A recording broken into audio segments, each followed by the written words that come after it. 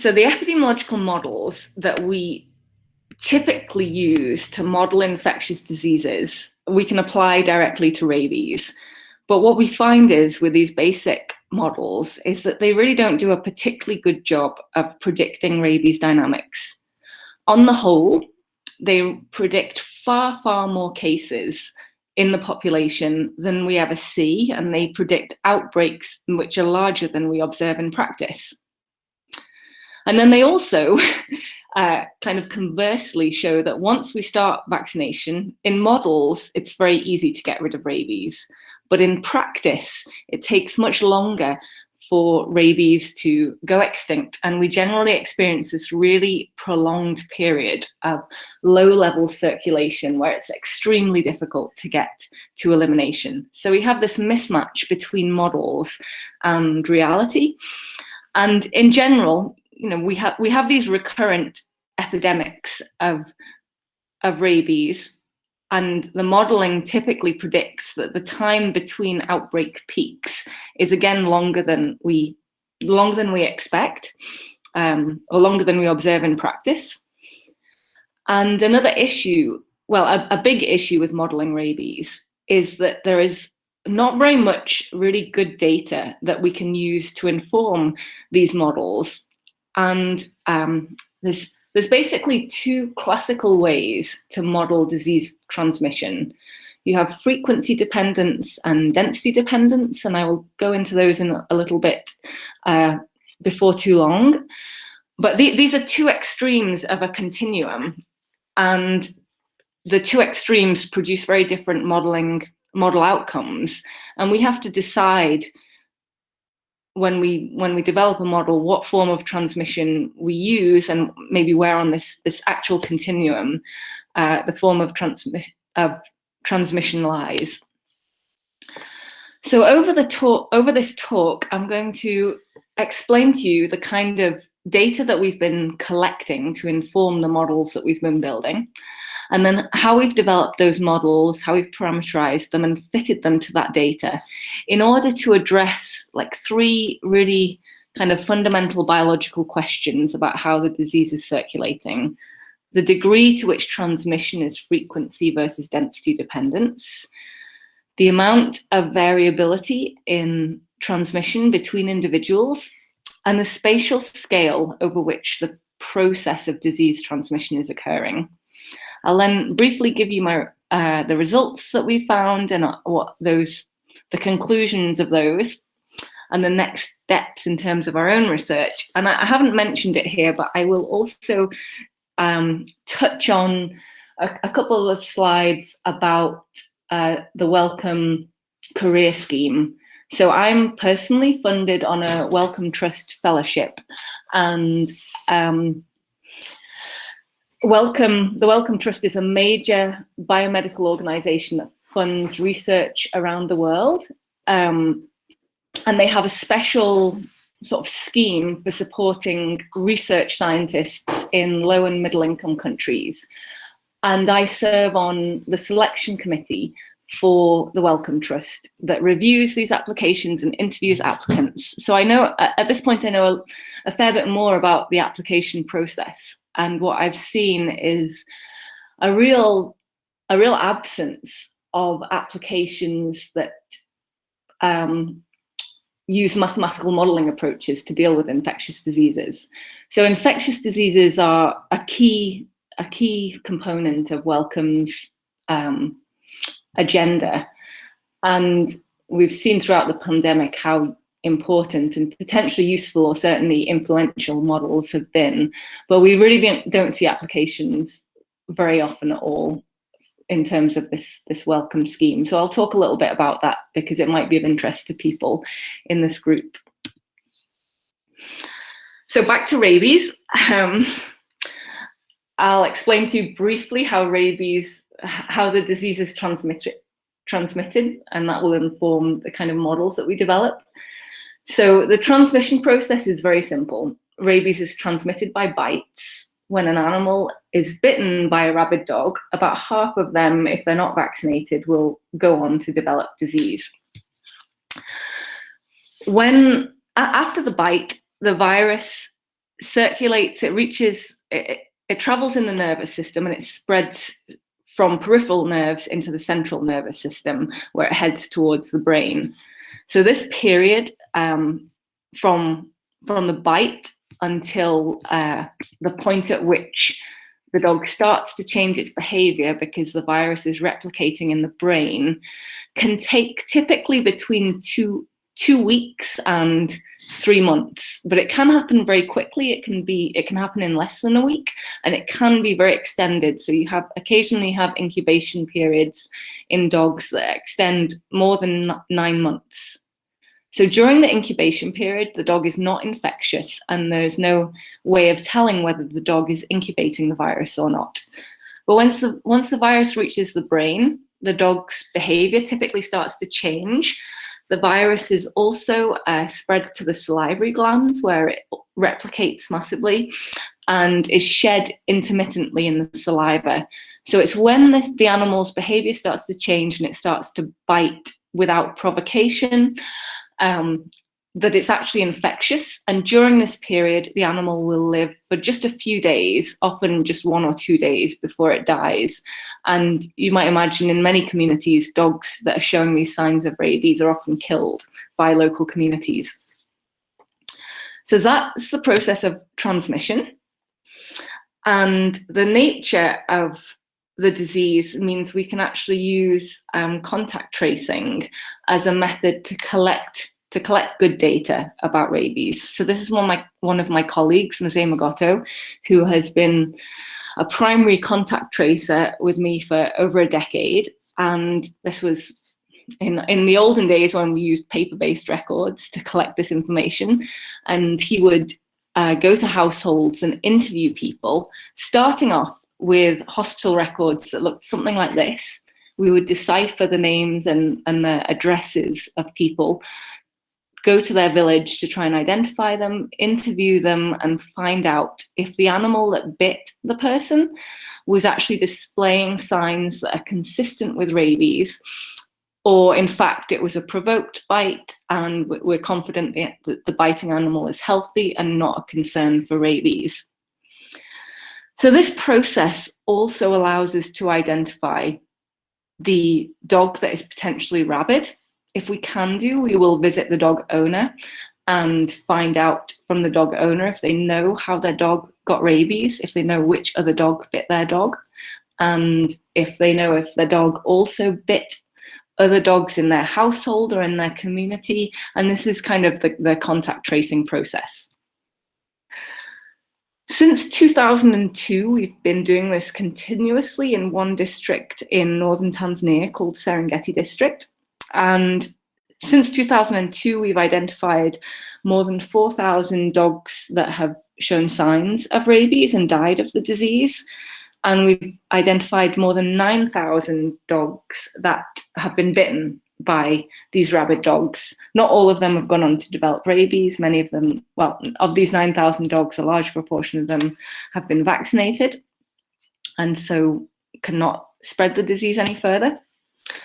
The other thing that we do is when we're contact tracing, oftentimes the animal has been killed or is restrained during the period of illness, and at which point it will die within a couple of days, or if we get to it in time, we're able to euthanize it humanely.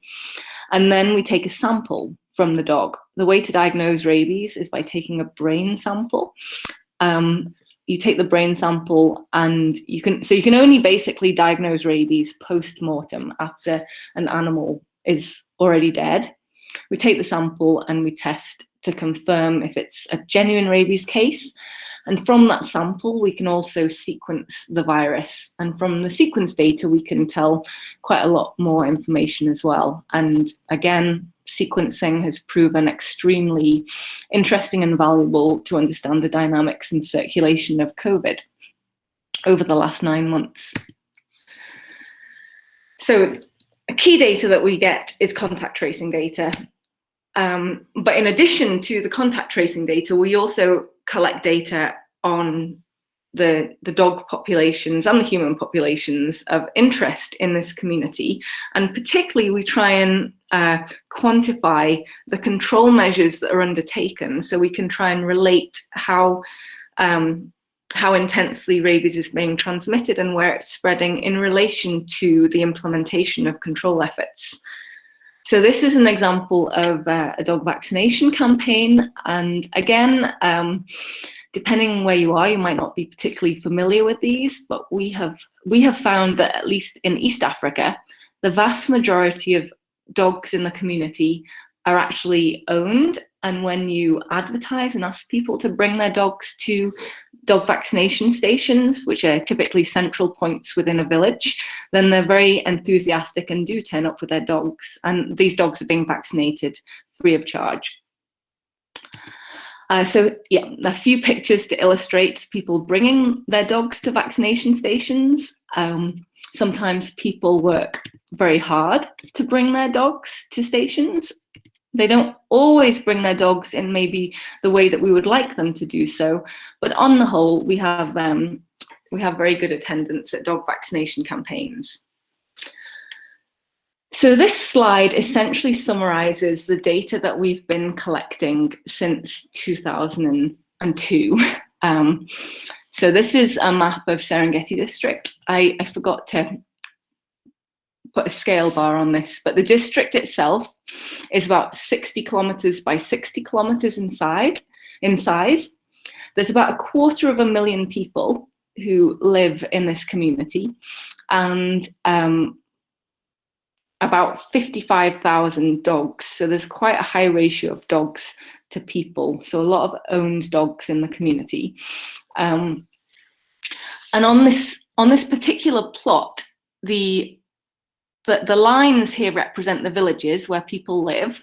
This is actually the center of the district. That the dog population is actually shaded gray in terms of dog density. So one of the things that we did as part of this research study was a big census where we went and to every single household in the district and asked how many people live in the household, how many dogs do they own, how many of those dogs are vaccinated. Because essentially, we wanted to know how heterogeneously the dog and the human population is distributed across the district, and how the spatial heterogeneity in vaccination coverage affects transmission.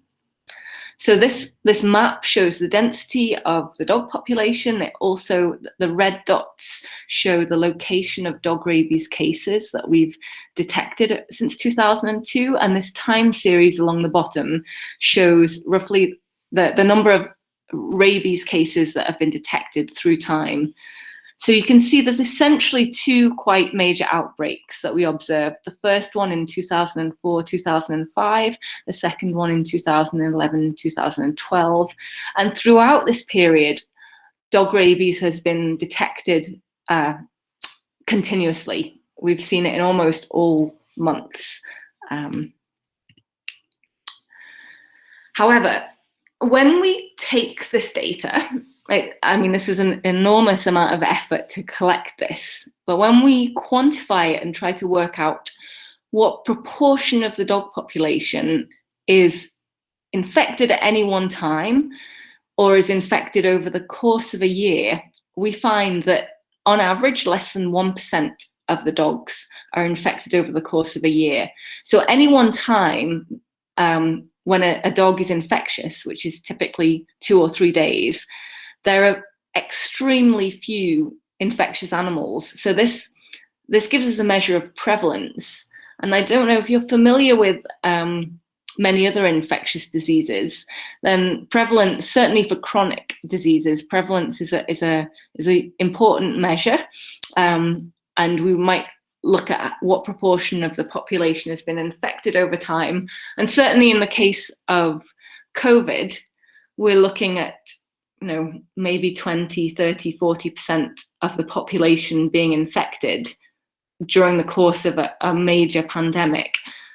And we would then expect essentially to have some effect from herd immunity if people become are protected by having disease-induced immunity to subsequent reinfection. For rabies, herd immunity does not play out at all because, first of all, if you develop the disease, you die. You don't develop immunity at all. And the demographic impact of rabies on the population means that less than 1% of the dog population is dying of rabies every year. So demographically, it doesn't dramatically change the structure or the density of the dog population in a way that we would normally model to be able to elucidate how transmission is being curbed to reduce the size of these outbreaks and actually cause these recurrent epidemiological dynamics. So that means the observed data that we have is actually quite hard to reconcile with the standard epidemiological models for rabies. A little bit more information on the data that we collect. In addition to the spatial distribution and the timing of cases, we actually get really interesting insights into rabid dog behavior. So on average, I'm sure you've heard the term R0 or R, which is kind of a crucial epidemiological measure that is being used to evaluate the transmission process for COVID. So this is a key epidemiological parameter that we look at for all infectious diseases. And for dog rabies, R is about 1.2. And this is underpinned by the fact that on average, rabid dogs bite about 2.5 other dogs. But the distribution for biting behavior is extremely heterogeneous. So we see a large proportion of dogs that bite 0 other dogs or just 1 other dog. And we see this kind of long tail of transmission. The red highlighted dogs in this frequency distribution we're attributing to being super spreaders. So they disproportionately bite a large proportion of dogs. And the most extreme cases is we had one rabid dog that over the course of the 2 days of being infectious, we identified 72 other dogs that this dog bit. Similarly, we measure the movement behavior, the movement of rabid dogs. So most rabid dogs, when they bite another dog, they bite it just within 100 meters or so of their home. On average, the distance of a rabid dog to its contacts is around 0.8 kilometers. But again, we have this skewed distribution with some dogs biting dogs that are more than 15 kilometers away from their homestead. And this just plot to the right here illustrates the kind of transmission networks that we build up by doing the contact tracing. So the red dots represent infectious animals and the black dots represent the dogs that have been bitten by these animals and are now incubating infection and will develop rabies in the not too distant future. In terms of the dog vaccination data, we also are able to quantify the vaccine coverage in the population over time. So you see these spikes in vaccination coverage, and that corresponds to the way these campaigns are conducted. So you have a campaign generally synchronized and coordinated during 1 month of the year, at which point multiple dogs are vaccinated. But over the course of the year until the next campaign, dogs that are vaccinated will die of natural causes, and new puppies will be born and they will be unvaccinated. So until the first campaign comes around, and hopefully people will bring their new puppies to be vaccinated. So you can see we have this kind of fluctuating level of coverage across the entire district. And this is the average across the district, but we can break it down and examine it spatially. So these data, these plots to the right here show Serengeti district in a couple of selected years. 2005 was not a very good year. You can see dogs were vaccinated in black, but there were many villages where no campaign was conducted. Whereas in 2015, we had a vaccination campaign in every village, and a much higher proportion of dogs were vaccinated.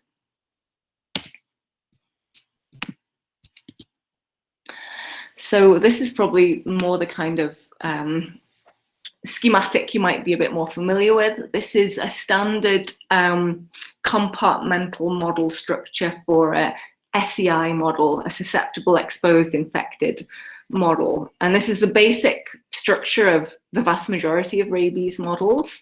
And this is kind of the schematic that we're using to underpin our transmission model.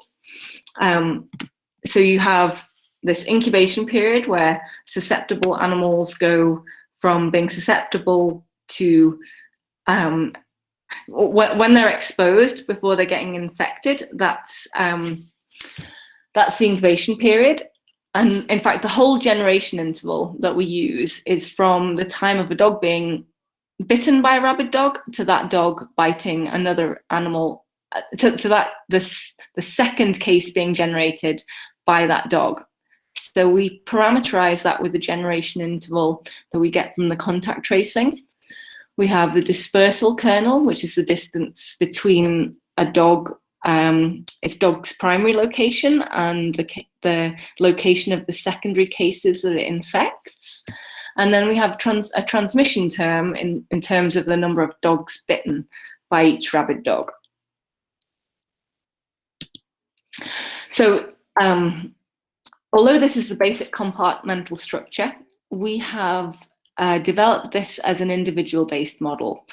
And essentially, the process of transmission is operating much like a branching process, where when a dog is rabid, you would typically pick the number of offspring cases it will produce, and you would pick the distance and the direction to the secondary cases it infects, and then the generation interval for each of those cases until they next become infectious. And on top of this, we have a whole demographic model, which is essentially replicating the changes in vaccination coverage over time and across space according to the vaccination campaign data that I described before. So this basic model, we fitted to the data that we have, but we fitted it in kind of a spatial, in a spatial way.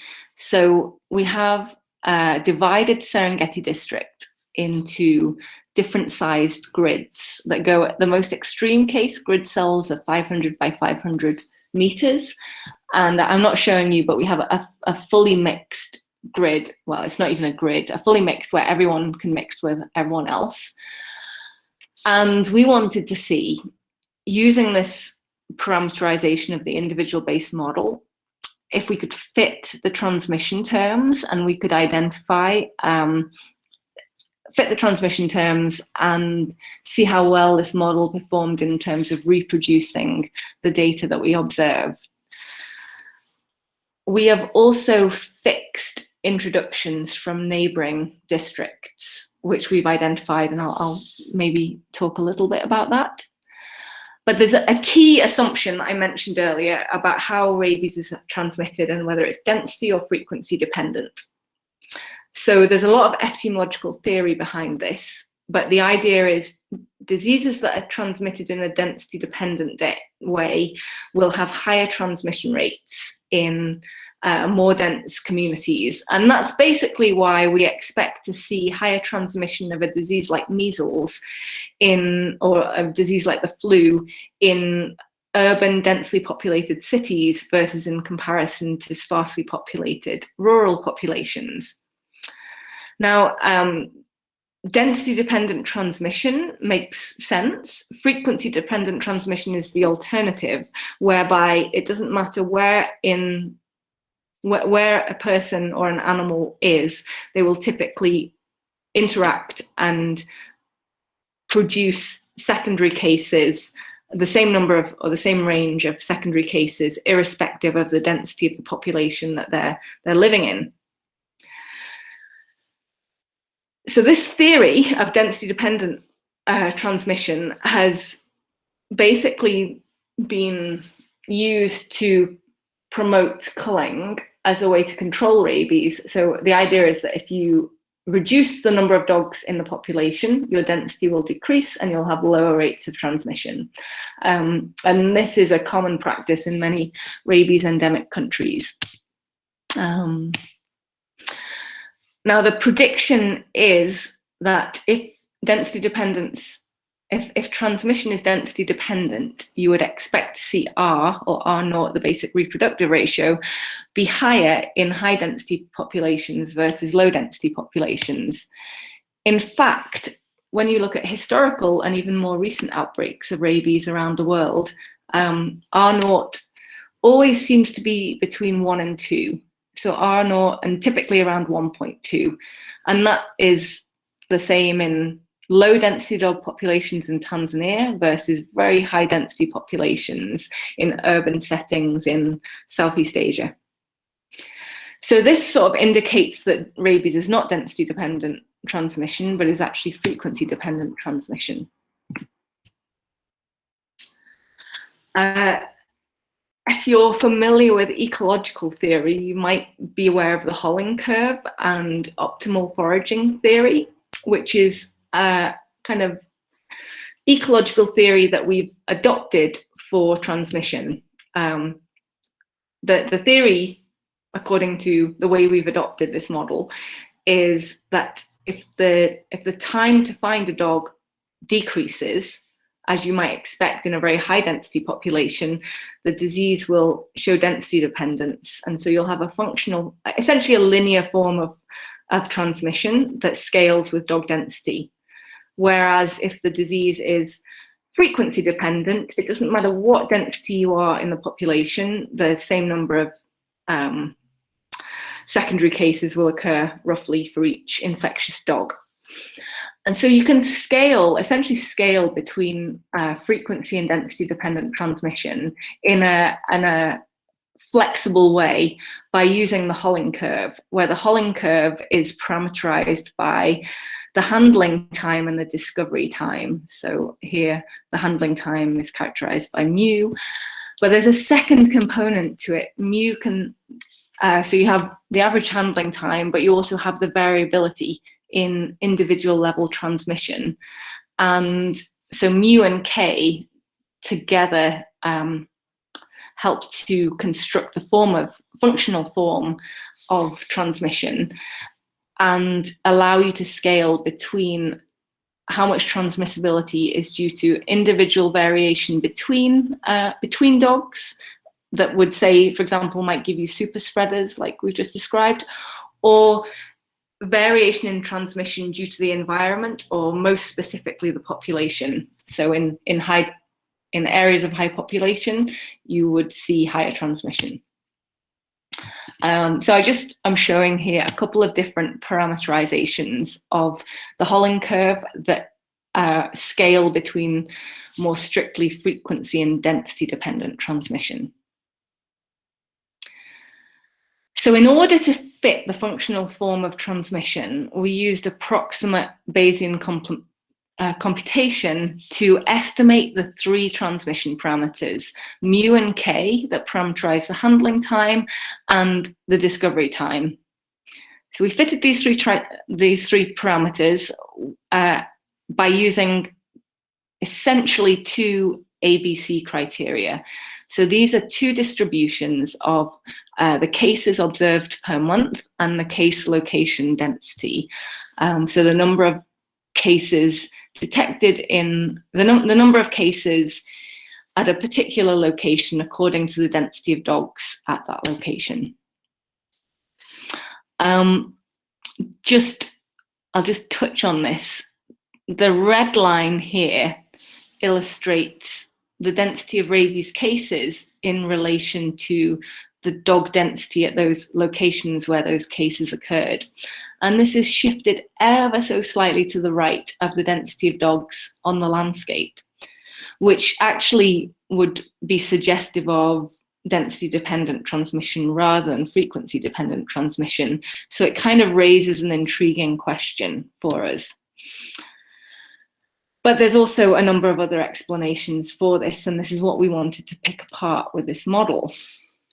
So our fitting process involved us running 50,000 simulations of different parameter sets across parameter space for these three parameters of interest: the handling time, mu and k, and the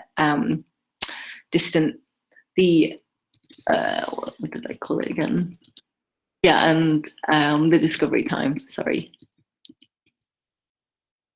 We had the three parameters that we estimated, and on the first run of the ABC process, we get a posterior distribution. From that posterior distribution, we actually ran 100 simulations of each parameter set to see the reliability with which these parameter sets reproduced the epidemiological dynamics. And we found some were very unreliable and some were consistently reliable, which essentially allowed us, through a second ABC step process, to identify the best fitting parameters.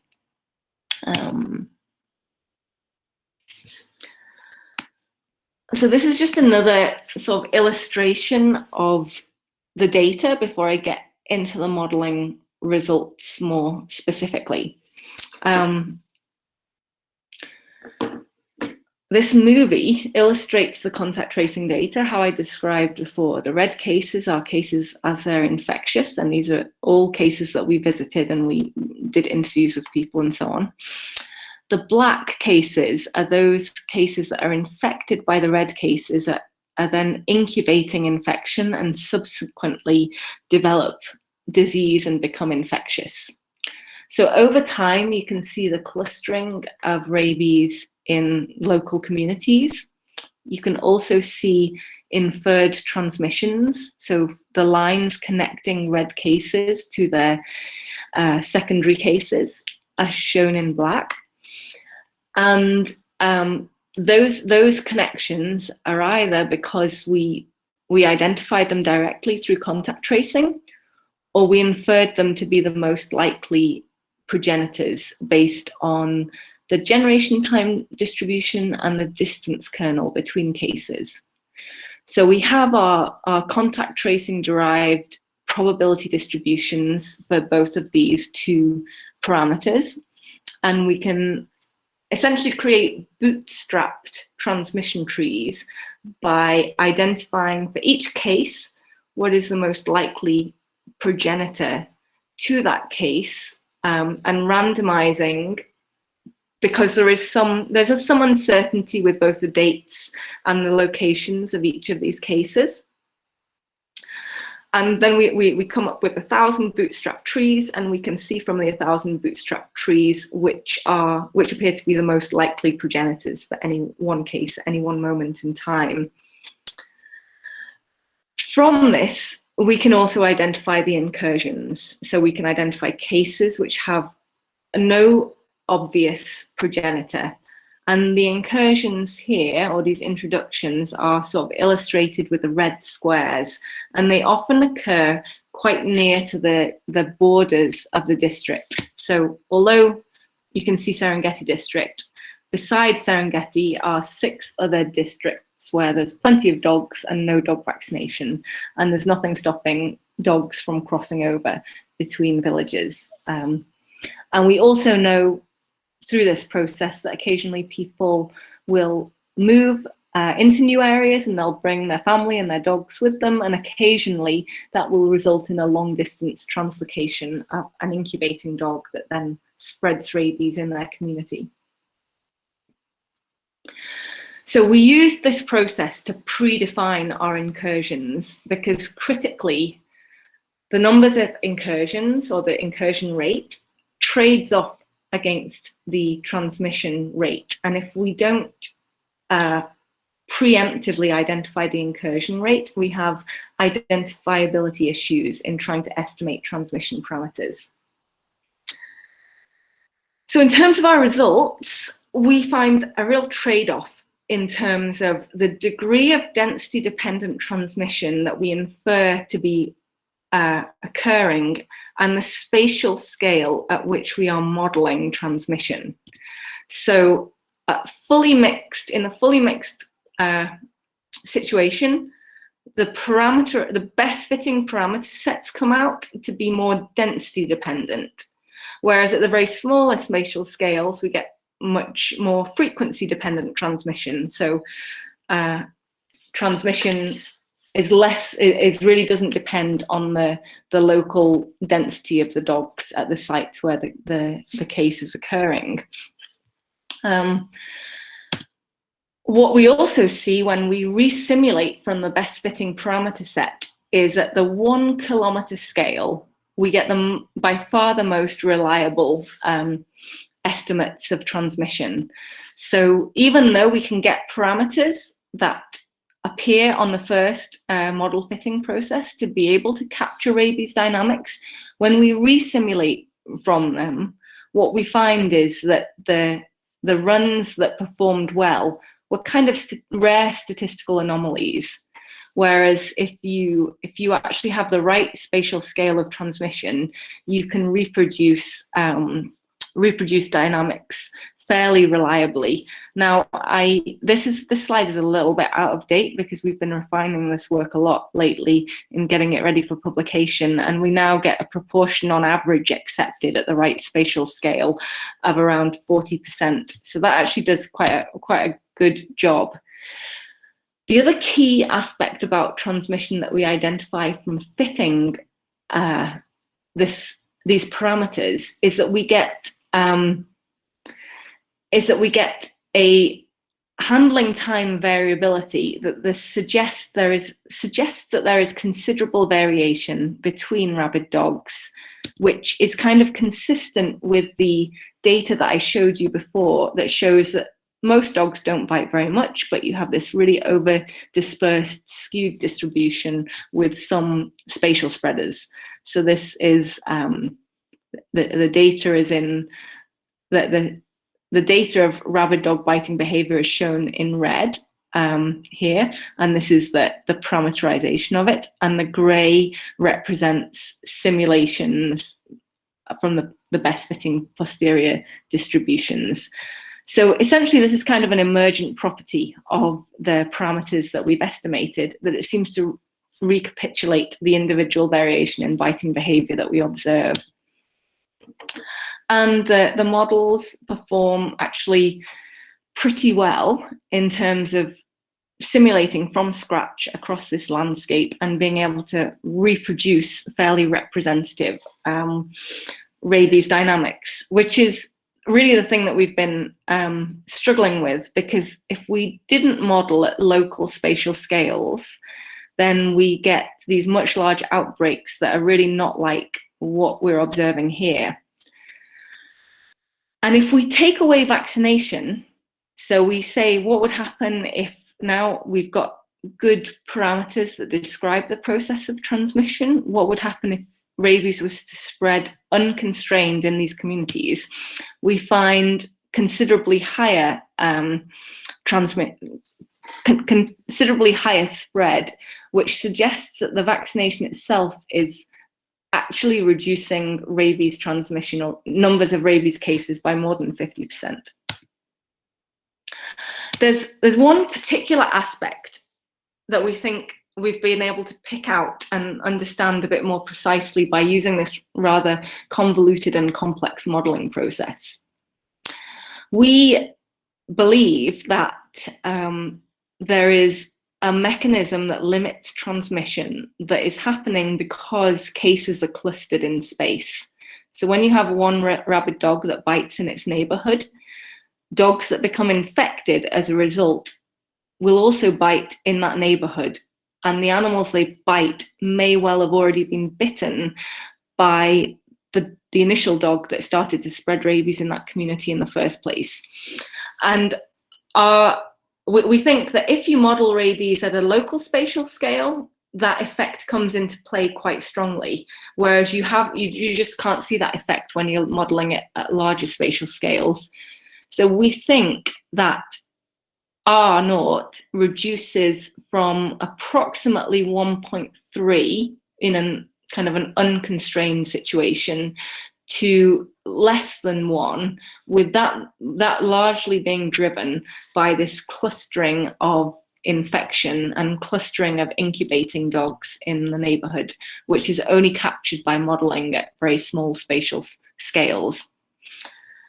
So essentially what the kind of practical implications of this is that the transmission is largely frequency dependent. So the process of culling dogs really will not work, which we kind of knew empirically anyway, but this helps to explain why that is happening.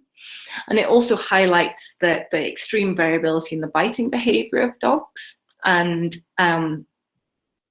generally allows us to say that whilst the local disease-induced mortality is not curbing transmission during outbreaks, the local correlations in infection because of clustering is what's curtailing transmission. And the scale of Serengeti district, we're seeing frequent introductions from neighbouring populations that are contributing to why we see consistent persistence of disease over time.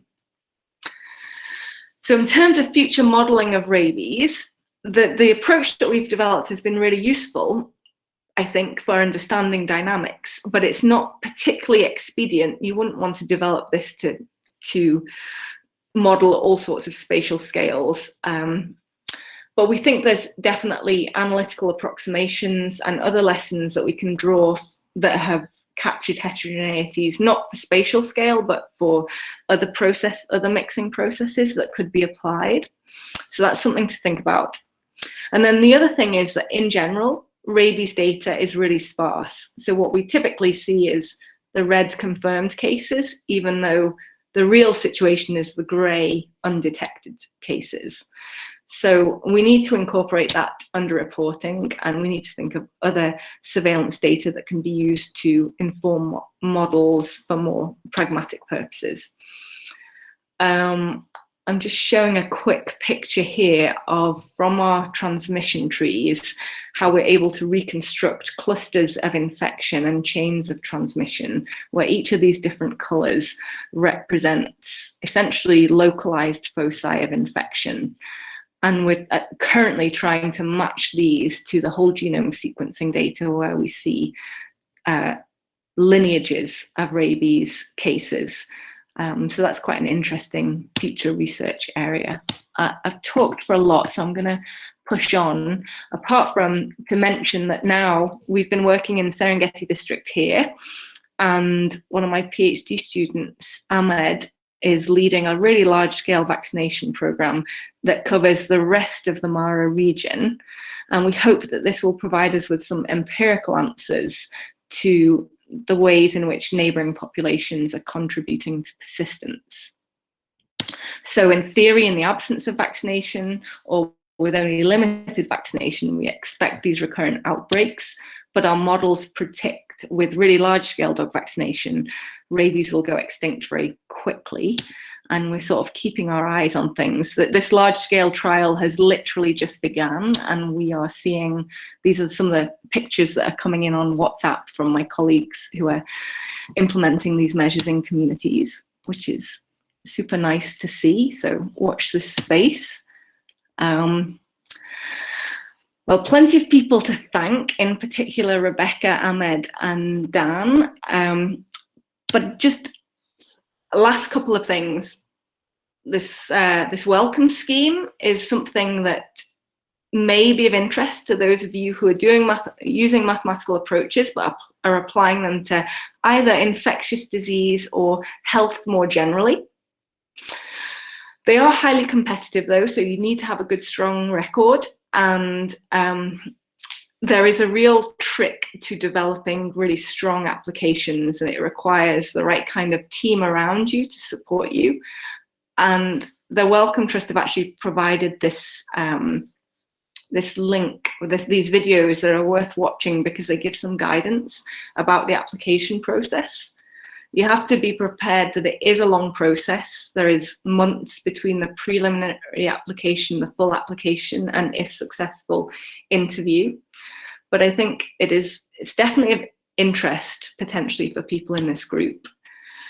They are changing their schemes quite soon. So I totally believe that all these things that I'm saying here will remain true, but the actual application process will change. So if you're interested, keep your eye on the Welcome website. And if you are interested, I'm happy to give people more advice about the application process.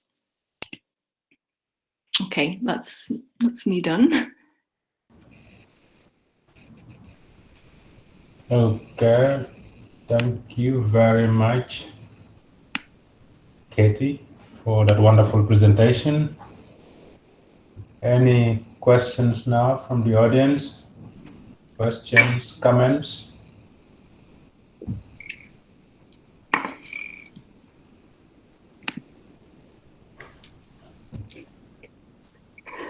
I can see Franca, you unmuted. You want to ask something? Yes, thank you. This was a really good talk. I have many questions, in fact. So I don't want to, I will start with one question and then let's see in case other people have questions too. Correct. I thought it was really interesting what you explained about the overfitting or underfitting of different models and why this could be. And it's something that we also see now with COVID and other sort of modeling approaches. So did I understand correctly that you were saying, or could it be that the overfitting in some of these models comes from averaging out effects when you are at larger scales? Yeah, so that is totally my impression. So I think that there's a real spatial element to transmission. And so what we do typically with infectious disease models is they are, okay, they may not be entirely mean field, but we often compartmentalize into subpopulations where we assume mixing is, those populations are well mixed. And Mm-hmm. what we find is that if you assume populations are well mixed at the 1 by 1 kilometer scale, so at a really small scale, then actually that doesn't do too badly. But if you assume they're mixed at, say, a 4 kilometer scale or a 16 kilometer scale, or the scale of an administrative district, which is how we might often have the scale at which we might often have data, then that really overestimates how much transmission is actually occurring, because much of the transmission is sort of lost at these very local scales, because the process of mixing, well, there is, so in the case of rabies, there are lost bites. There are bites to animals that are already incubating infection. And my guess is, this applies a lot to very spatially structured populations. And it wouldn't surprise me if the same kind of process operated very strongly for something like Ebola, where you have a lot of household transmission. And there's a very strong mathematical background in sort of household transmission models, but not so much generally on spatially explicit populations where the maths becomes less tractable. But for simulation, you can explore space quite nicely. So I was wondering, what is the kind of model that you ended up using? So you were showing us the graph where you had the different compartments, but I suppose that just having a compartmental model wouldn't work for that context, just for the reasons you just described. And you said that you're using an individual-based model, right? Yeah. So does that mean you have sort of agents where each agent has a probability which compartment it is in, plus a spatial component? So essentially there's two kind of levels of modeling. We have a grid-based, a model in continuous space of rabies. Let me get this right. So we did quite a lot of stuff to make it computationally tractable. So we model the susceptible population sort of independently, because we're modeling in each grid cell, we're modeling susceptible versus vaccinated dogs, and we have a continuous demographic process that is interrupted when you have dog vaccination, and that, you know, jumps up the coverage in that population. But in any one, like, our individual based element is the epidemiological sort of layer of modeling, and there we initialize that with agents that are infected, and those infected go on to, they sort of move in their environment, but we only track them when they're actually infectious. So an animal is infectious, we pick a series of excursions that essentially follow a random walk, and that's how we build in that the number of incursions, the number of excursions and the number of animals that are contacted basically follow the Holling curve. So an animal then it becomes like, an animal makes an excursion, moves to, it either remains in its cell or moves to a neighboring cell, depending on where the distribution moves it to. And then it makes contact with individuals in that cell. So that's why I say in the grid cell, it's well mixed. We're not paying attention to the exact spatial structure within the grid cell. And it's by doing that we're able to explore the different spatial scales. But we have to keep track of dogs that are bitten and are incubating infection. So we keep track of infected and incubating all at the same time, because when a dog essentially infects another dog in its cell, we need to know whether that dog is already exposed and that's essentially a wasted transmission, or if it's susceptible and it will go on to develop disease, or if it's vaccinated and nothing more will happen. So you have a mixture of individual tracing and sort of a continuous reservoir of susceptibles, and then how you're patching together the different regions of 1 kilometer scale. So yeah, the way you've described it sounds pretty much correct. It was all programmed in Java to be as pretty fast, and that's not the language that I work in. So this is often the trade-off that people have to make, right? You really want to go down to the individual level to not have these overestimation effects by averaging, but then that often goes beyond what you can actually compute. And so then you have to make these trade-offs. I saw there may be other people that have questions, so maybe I will stop here and let other people ask some questions. Thanks a lot. That was really interesting. Yes, that's a nice conversation there. Any other questions or comments?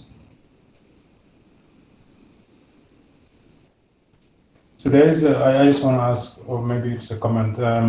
So there's people now working on spatial data science, they call it, where you take into account these interdependencies depending on location, for instance. Have you used those kinds of tools? Or you're not modeling this spatial location? I'm not quite sure the tools that you're referring to, but in terms of kind of our statistical approaches to analysing this, one of my former PhD students was using INLA, where which is kind of a pretty nice, relatively tractable method for a non-mathematician working with a mathematician who's developed the INLA methodology to work with this. What we had most difficulty with is essentially the time lags and the dependencies, because we need to count for both the spatial dependency and the temporal dependency, and both of those are not necessarily Gaussian distributed. So I can't tell you the full details of their implementation, but I can give you the contacts of the mathematicians who have been developing this, if that's an area of interest. But certainly INLA has been quite a useful model for statistically modeling rabies. How do you write that? INLA. Integrated nested Laplace approximation is, I think, the term. Yeah. But they have some nice R packages for INLA now. So last week there was a talk by Inga from the University of Pretoria when they were doing this spatial sampling. I'm suspecting they were using your data actually. This was for a village or a catchment area in Tanzania. They came up with this spatial sampling technique. Yeah. Okay, interesting. Yes. So that was like, yeah, this is related to the talk I'm going to listen to next week. It's like, yeah. But yeah, I think that CC mentioned they got the data from the University of Glasgow. Yeah, that's right. So the map of the map of the dog population, the grey shading at that is that big census that we did to quantify the distribution of the population. Yeah. Interesting. Any other comments? Franca, if you have one more or two questions, that's fine, I think. Okay. We aim to stop at 15:15, so we have 3 minutes to go. So. Okay, so I have 3 more questions actually. You can pick which ones. One question per minute. Okay, let's see. Okay, so the first question was about this really interesting graph you showed about the dog bites. So it seems that the disease dynamics is really driven by the outliers, I mean the extreme cases on that distribution. And this is exactly, I guess, the part of the distribution that is really difficult to estimate because the data is so sparse. So do you have any sense of how sensible your model is to an accurate estimation of those tails and what you can do about it mathematically? That's an excellent point. So essentially, we had some trouble with fitting this process, because it's possible to reproduce the dynamics entirely if you have extreme super spreaders. So basically, a few individuals who bite tons of dogs can actually contribute to creating, quite large outbreaks. But unrealistic dogs. I mean, we do know that you get these crazy dogs, but not that many of them. And if you get a couple of dogs that are biting 500 other dogs during their infectious period, we kind of said that is totally unrealistic. And so we ended up having to cap or decide on a cap at which we would say if dogs are biting more than 100 other dogs, that doesn't fit our ABC criteria. So we actually had a cap on the biting limit of infectious dogs that we decided kind of pragmatically in order to constrain that distribution. But it is sensitive to that, but it's basically sensitive at two ends. It's really sensitive in the tail of that distribution, and then you also have this kind of trade-off between incursions, sort of introduced infections coming from outside of the district, and local endemic transmission. So again, you can produce these low-level incidents of rabies by just having repeat incursions into the district. And if you don't constrain that in some way, then you can't decide if it's high local transmission and low incursions, or low local transmission and high incursions. So it took us a while to really pin down what was going on in both those areas of parameter space, and we had to eventually really pull from our empirical data to try and inform them. This is some really interesting modeling question and also answers to it. The other question that I have is about, well, first of all, sampling bias. So I guess you have been collecting data, across the whole region, but then, how did you account for some sampling bias in that? And related to that, because you have been there for such a long time, did you notice a change in behavior due to the monitoring and the vaccination intervention. So it's a bit like a quantum system, you know, you probe it, you try to get some data, and then the system itself changes the behavior, maybe because people get more aware about rabies and they behave differently with their dogs. Yeah. So you're right in terms of behavior change of people. I don't really think the behavior change, I hope the effect of our presence has actually resulted in more people participating in dog vaccinations, which is something we can measure. But what we generally find is in terms of behavior to rabid dogs, there is an element of rabid dogs being chased and killed by members of the community when it occurs that I don't think us as a research team is actually influencing. When somebody's child gets bitten by a rabid dog or someone dies in the community, that has its own impact. But we know that we know that people's behavior is playing a role in some way, and it's actually quite a challenging area for us to capture and understand. As you know, I could give you a whole other talk on that. But in terms of your other question about bias, so we don't know what we would love to be able to say what proportion of cases we're detecting. And we definitely are not detecting everything. As much as I'd like to think our contact tracing is really good, it's not perfect, and it never could be. And we've sort of identified those cases that we think are from incursions appear to be ones that they bite more than ones that we generate from contact tracing. I don't know if I'm explaining that properly, but there's a bias to detecting dogs that are more observable in their biting behavior, without a doubt.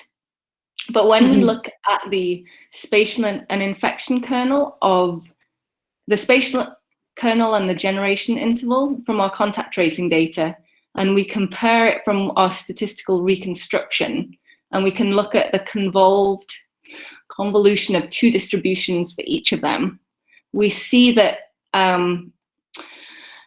the distributions, our inferred distributions, are actually closer to a single distribution than to a convolved distribution, which sort of suggests we're not missing, if we are missing cases, we're not missing huge amounts of cases.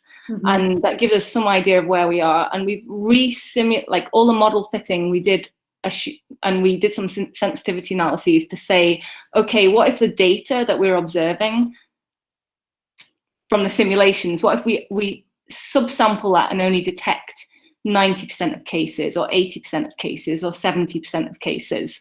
And that indicates to us that we're probably on the order of 90–95% case detection.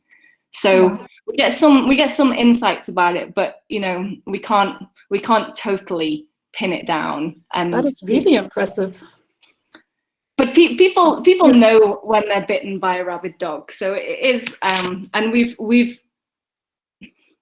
it's quite an intense effort to do this, and particularly now there's actually very low levels of rabies, so we're able to track them down pretty well, and we're actually getting really good sampling. So now we're trying to also evaluate with the whole genome sequencing data those cases that we think are related to one another, if we can actually see whether the genetics helps to resolve those at all as well. Okay, thanks a lot. Okay, great. Yes, so you two might want to take it offline if you want, but this has been a wonderful talk, and yes, thank you very much. Yeah, so we will let you go. It's a bit dark in Glasgow now, I suppose. Already dark. Yeah, right? It's starting to get dark now. Yeah, sure. All right. Thank you for giving this talk. We're happy that you've been here. Thanks everyone for being here, and then we'll see you after the new year. Thank you. Yes, we're clapping. Thank you. Thank you. Yes. All right. All right. Hello, Cheers. Mama. Are you there? He's muted today. I don't know whether he's so busy today, but yes. Have a nice weekend, everyone. Bye. Yes, Boubacar, nice weekend. I've been following the background. Okay, good. Congratulations to right. the speaker. I've been following. Okay, all right. Have a nice rest of the week and weekend. Bye. Hello, Franca. Hi. Okay, bye.